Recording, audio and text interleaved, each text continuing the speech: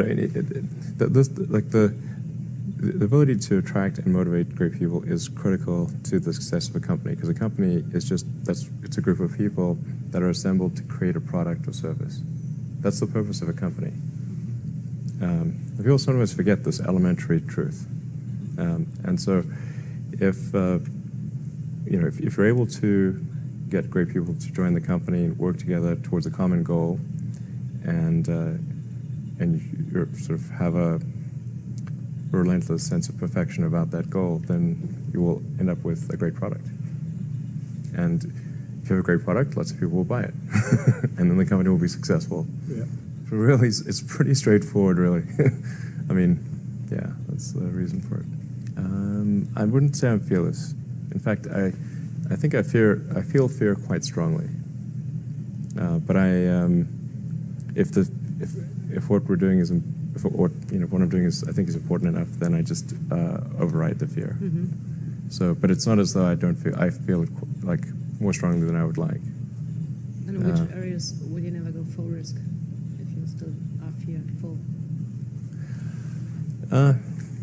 Well, it really depends on the stakes. If the stakes are high, if it's really important, then I will overcome the fear and just do it anyway. Mm-hmm. But essentially, I just drive overrides fear, but I feel the fear. It's kind of annoying. I wish I didn't. Okay. I wish I felt it less. So. Do you attribute to having really audacious goals, or versus just not being focused on the short term, money coming in, or investors?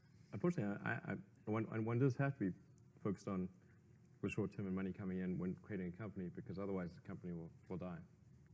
So I think that a lot of times people think like creating a company is going to be fun. I would say it's not. It's really not that fun. I mean, there are periods of fun, and there are periods of where it's just awful.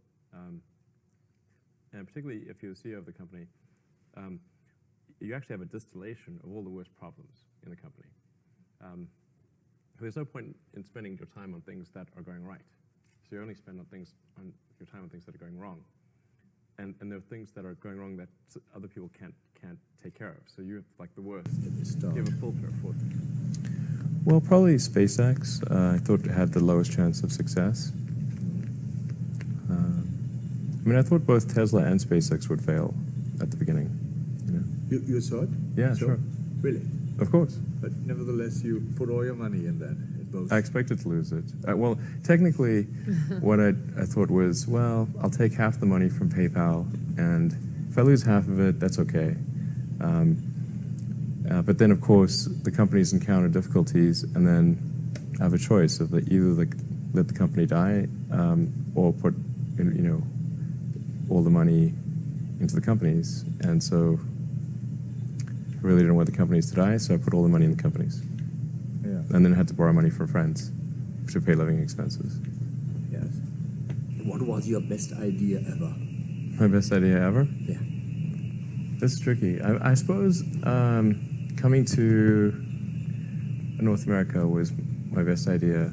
Okay. Because I think these things would not have been accomplished almost anywhere else. It's really hard to start a company, but and particularly California, Silicon Valley is very conducive to startup companies, and so whenever I'd read books in South Africa, it would seem like the cutting edge of technology was in Silicon Valley, and so that's when I wanted to come in.